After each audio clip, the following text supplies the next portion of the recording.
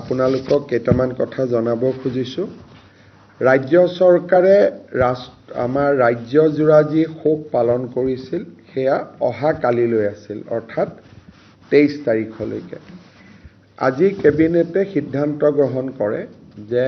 আমি 24 তাৰিখে 22 তাৰিখলৈকে আমি ৰাষ্ট্ৰীয় শোক ঘোষণা কৰিছিলোঁ। কিন্তু যিহেতু বহু লোকে জুবিনক শেষ দৰ্শনৰ বাবে আগ্ৰহী, সেইকাৰণে অহাকালিও জুবিনক আমি ভোগেশ্বৰ বৰুৱা কমপ্লেক্সত ৰাখিবৰ বাবে সিদ্ধান্ত লৈছোঁ, যাতে ৰাইজে শেষ দৰ্শন কৰিব পাৰে। ইয়াৰ অৰ্থ এইটোৱে যে জুবিনৰ অন্তিম যাত্ৰা 23 তাৰিখে অনুষ্ঠিত হ'ব।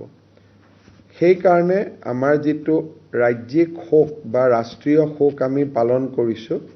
তাক আমি 23 তাৰিখলৈকে বঢ়াই দিছোঁ বা এদিন আমি আৰু আগবঢ়াই দিছোঁ। ইয়াৰ ফলত ৰাজ্য চৰকাৰে পূৰ্বে নিৰ্ধাৰিত কৰি থকা মহিলা উদ্যমিতা যোজনাৰ সভা, অৰুণোদয় সভা, লাঞ্চ ডিনাৰ যিমান 23-24 আমাৰ চিডিউল হৈ আছিল, এই গোটেইবোৰ এতিয়া ৰিচিডিউল হ'ব আৰু ৰিচিডিউল ডেটসমূহ আমি ৰাইজক অৱগত কৰিম।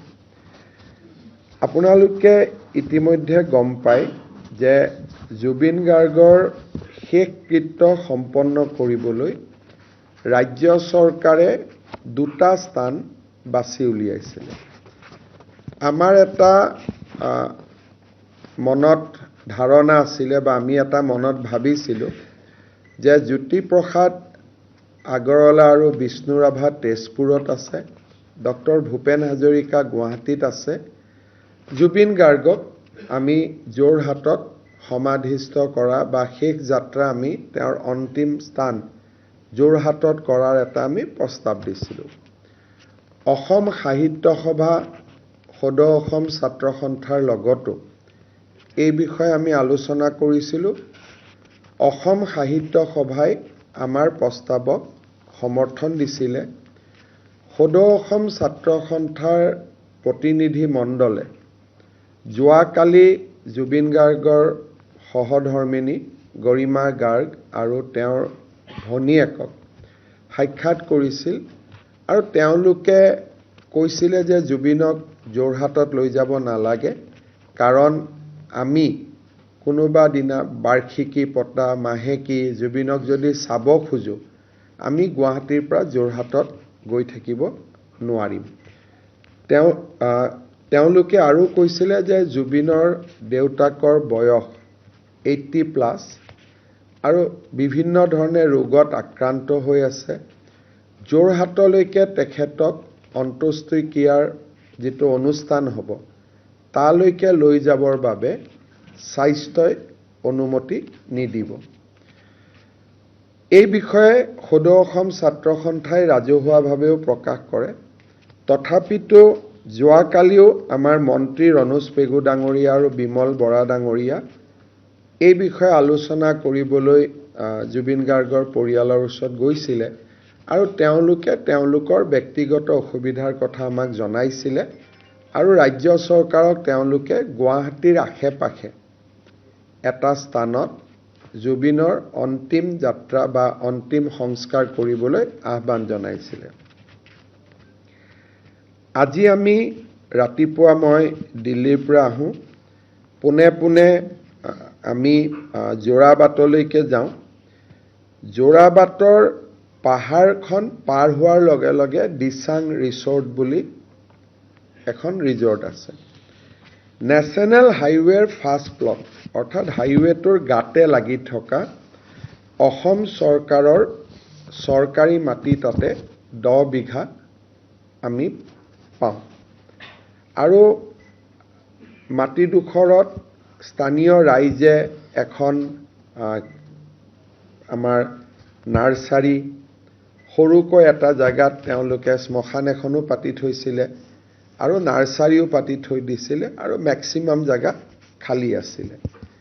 এতিয়া আমি এই 10 বিঘা মাটিকে আমি ডেভেলপ কৰাৰ কাৰণে আগবাঢ়িছোঁ আৰু ৰাইজে ইচ্ছাই তেওঁলোকে কৈছে যে আমাক নালাগে মাটিখিনি তেওঁলোকেও নিজে এৰি দিছে আৰু তেওঁলোকে আমাক কৈছে যে আমি গোটেইখিনি জুবিন গাৰ্গৰ কাৰণে আমি এৰি দিম আমাৰ অম্বৰীজ হোটেলৰ সত্ৰাধিকাৰী পুষ্পেন্দু বৰাৰো অকণমান তাতে মাটি আছিলে তেখেতেও মাটিডোখৰ জুবিনৰ সমাধিৰ কাৰণে আমাক এৰি দিবৰ কাৰণে বা এৰি দিম বুলি আমাক জনায় আপোনালোকে জানে যে ডক্টৰ ভূপেন হাজৰিকাৰ সমাধি 5.5 বিঘা মাটিত নিৰ্মাণ কৰা হৈছিল জুবিনৰ কাৰণে আমি প্ৰায় 10 বিঘা মাটি তাতে পাওঁ আৰু আপাতত দৃষ্টিত মাটিডোখৰ দেখি ময়ো ভাবিছিলোঁ যে ঠিকে আছে ইতিমধ্যে যোৰহাটৰ পৰাও যথেষ্ট দাবী আহি আছিলে যে যোৰহাটত নিব লাগে সেই আজি পুনৰ এবাৰ মন্ত্ৰী ৰনোজ পেগু মন্ত্ৰী কেশৱ মহন্ত আৰু মন্ত্ৰী বিমল বৰাই জুবিন গাৰ্গৰ পৰিয়ালক সাক্ষাৎ কৰে জুবিন গাৰ্গৰ পৰিয়ালে আজিও আমাক স্পষ্ট কৰি দিয়ে যে তেওঁলোকে যেহেতু জুবিনে ম্যাক্সিমাম সময় গুৱাহাটীত কটাইছিলে আৰু গুৱাহাটীতে তেওঁৰ ঘৰ আছিলে আৰু জুবিনৰ পৰিয়ালটোৱেও জুবিনক চাব যাব খুজিলে সোনকালে যাব পাৰিব যোৰহাটত সময় লাগিব দেউতাকৰ অসুখৰো কথা আছে এই গোটেইখিনি কথা কৈ তেওঁলোকে অসম চৰকাৰক এই জোৰাবাটৰ কাষৰ দিচাং ৰেজৰ্টৰ মাটিখিনিতে জুবিনক সমাধিস্থ কৰিবলৈ অনুৰোধ জনায় বহু ৰাইজে বিভিন্ন পৰামৰ্শৰে চৰকাৰক অনুৰোধ কৰি আছে কিন্তু এটা কথা আমি সবেই বুজি পাব লাগিব যে জুবিন গাৰ্গ চৰকাৰী ব্যক্তি নহয় জুবিন গাৰ্গ চৰকাৰৰ মন্ত্ৰীও নহয় চৰকাৰৰ বিষয়াও নহয় জুবিন আৰু জুবিনৰ পাৰ্থিৱ শৰীৰ এই গোটেইটো পত্নী বা পৰিয়ালেহে নিৰ্দেশ দিব লাগিব তাত আমি নিজে কিবা এটা কৰাৰ অধিকাৰ নাই যদি কোনোবা এজন চৰকাৰী বিষয়া হলতেন মন্ত্ৰী হলতেন চৰকাৰে সিদ্ধান্ত ল'ব পাৰে কিন্তু জুবিন যেহেতু চৰকাৰী বিষয়া চৰকাৰী কোনো মন্ত্ৰী নহয় পৰামৰ্শ চৰকাৰে দিব পাৰিব কিন্তু সিদ্ধান্ত পৰিয়ালে ল'ব লাগিব কাৰণ জুবিনৰ পাৰ্থিৱ শৰীৰৰ ওপৰত চৰকাৰৰ কোনো এখতিয়াৰ নাই সেইবাবে যোৱা কালিৰ পৰা সকলোৱে আমাকো পৰামৰ্শ দিছিলে যে পত্নী আৰু পৰিয়ালৰ কথা মতে আমি চলিব লাগে নিজাকৈ আমি বিশেষ সিদ্ধান্ত ল'ব নালাগে সেইবাবে আমিও কেবিনেটত আজি সিদ্ধান্ত লৈছো যে আমি জুবিনৰ শেষ কৃত্য আমি যেটো কমাৰকুছি এনসি ভিলেজ বুলি কয় দিচাং ৰিজৰ্টৰ ওচৰত সোণাপুৰ বুলি ক'লে বহুত দূৰ বুজায় সোণাপুৰ যাব নালাগে এক্স্যাক্টলি খানাপাৰাৰ পৰা 7 বা 8 কিলোমিটাৰ তাতকৈ কমে হ'ব গতিকে সেই পজিশনটোত ৰাতি মই এতিয়া যামু তাতে আৰু আমি যোৱা আপোনালোকেও এতিয়া যাব পাৰিব যেটো অফিচিয়ালি জায়গাটো আমি ঠিক কৰিছো শেষকৃত্য আমি তেখেতৰ তাতে সম্পন্ন কৰিম আৰু জুবিনক সন্মান জনাই তাতে আমি এটা সমাধি ক্ষেত্ৰও আমি নিৰ্মাণ কৰিবৰ বাবে আজি কেবিনেটে সিদ্ধান্ত লৈছে যে তাতে জুবিনৰ য'ত শেষকৃত্য সম্পন্ন হ'ব তাতে আমি সমাধি ক্ষেত্ৰখনো নিৰ্মাণ কৰিম ৰাজ্য চৰকাৰে আৰু এটা প্ৰস্তাৱ হাতত লৈছে যে জুবিনৰ ভস্ম আমি যোৰহাটলৈ নিম আৰু সেই ভস্মৰ দ্বাৰা আমি যোৰহাটতো জুবিনৰ সমাধি ক্ষেত্ৰ এখন নিৰ্মাণ কৰিম গতিকে মই ভাবো যে ইয়ে যোৰহাটৰ ৰাইজৰ যি অনুভূতি সেই অনুভূতিক কিছু পৰিমাণে হলেও সন্মান জনোৱা হ'ব দুই এজন লোকে কৈছে যে যোৰহাটলৈ পাৰ্থিৱ শৰীৰটো এবাৰলৈকে হলেও নিব লাগে যদি আজি কোনোবাই জুবিনক চাইছে পেটটো ইতিমধ্যে জুবিনৰ ফুলি গৈছে আৰু মুখখনো ফুলি গৈছে আৰু যোৰহাটলৈকে আমি ডাইৰেক্ট নিব নোৱাৰো মৰিগাঁও নগাঁও জাগিৰোড এই যেটো যাত্ৰা এদিন বা দুদিনৰ যাত্ৰা হ'ব সেইটো কোনো পধ্যে জুবিনৰ পাৰ্থিৱ শৰীৰে সহ্য কৰিব নোৱাৰে সেইবাবে যোৰহাটৰ ৰাইজৰ ওচৰত মই ক্ষমা বিচাৰিছোঁ। মনত আমাৰ ইচ্ছা থাকিলেও জুবিনৰ পাৰ্থিৱ শৰীৰটোৰ ফালে চাই তেনেকুৱা এটা দুৰন্ত সাহস কৰাৰ যিটো প্ৰস্তুতি তাক আমি কৰিব পৰা নাই। ৰাইজৰ আৱেগক আমি সন্মান জনাইছোঁ, কিন্তু জুবিন যিহেতু প্ৰাথমিক আৰু জুবিনক সন্মান সহকাৰে বিদায় দিয়াটো যিহেতু অসমৰ ৰাইজৰ এটা দায়িত্ব বা কৰ্তব্য, সেইবাবে মই যোৰহাটৰ ৰাইজৰ আৱেগক সন্মান জনোৱাৰ পিছতো তেওঁলোকৰ অনুৰোধ ৰক্ষা কৰিব নোৱাৰাৰ বাবে মই বিনম্ৰতাৰে সৈতে ক্ষমা খুজিছোঁ। জুবিনৰ পাৰ্থিৱ শৰীৰ অহা পৰহি অৰ্থাৎ 23 তাৰিখে ৰাতিপুৱা 8 বজাত আমি সৰু সজাইৰ পৰা লৈ যাম বা ভোগেশ্বৰ বৰুৱা কমপ্লেক্সৰ পৰা লৈ যাম। যিটো জাগাত আমি সমাধিস্থ কৰিম, সেই তাত যিহেতু নেশ্যনেল হাইৱেৰ লগতে লাগি আছে,